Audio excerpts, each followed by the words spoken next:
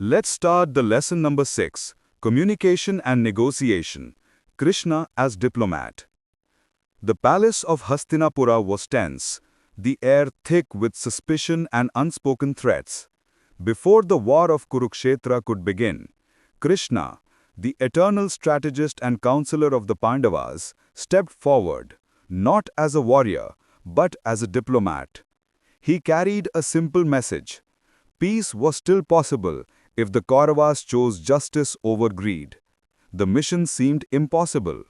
Duryodhana, driven by pride and ambition, refused to yield even a finger of land to the Pandavas.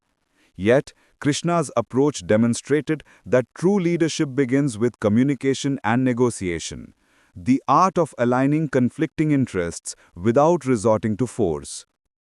The art of persuasion. Krishna's first tool was listening. He carefully understood the motivations of Duryodhana and the Kauravas. He knew that forceful rhetoric would entrench resistance. Only a combination of reason, empathy, and vision could open a path to compromise. He spoke with clarity, addressing both logic and emotion. He reminded Duryodhana of dharma and the long-term consequences of his greed. He appealed to fairness and legacy, highlighting that rulers are remembered not for land seized, but for justice upheld. This balance of assertiveness and empathy is the cornerstone of effective negotiation. Krishna did not dismiss his counterpart's concerns, but reframed them to align with the greater good. Preparation before negotiation. Like any skilled manager, Krishna prepared meticulously. Understanding interests, he knew the Pandavas' priorities: safety, dignity, and justice, and the Kauravas' pride, authority, and control. Anticipating objections, he predicted Duryodhana's refusal and preemptively addressed arguments with ethical reasoning. Defining limits, Krishna was clear about non-negotiables, such as the Pandavas' right to their kingdom, while remaining flexible on approach.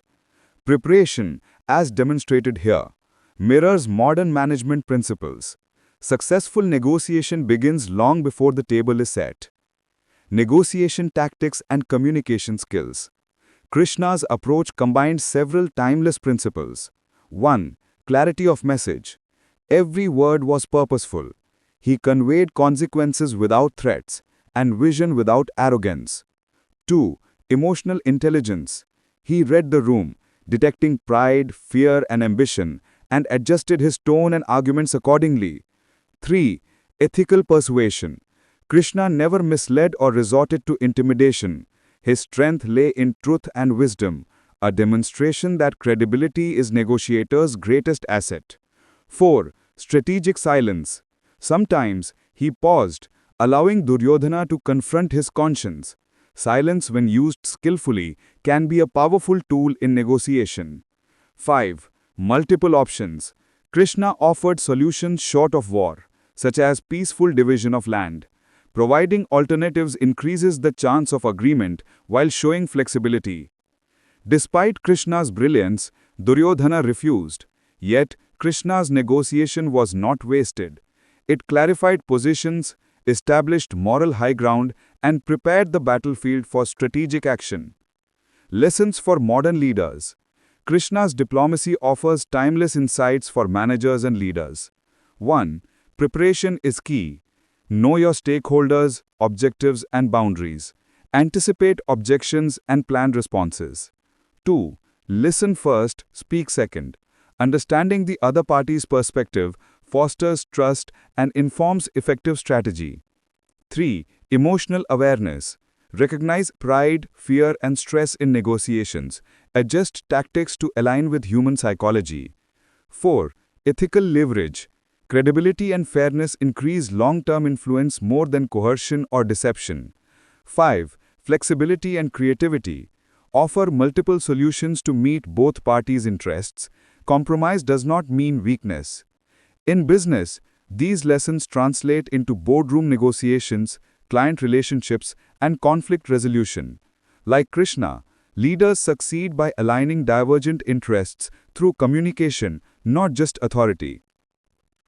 Communication beyond negotiation. Krishna's diplomacy also emphasizes the power of strategic communication. 1. Message framing. Present facts in a way that resonates with values and goals. 2. Narrative power. Stories and analogies can transform understanding, inspire action, and reduce resistance. 3. Timing and delivery.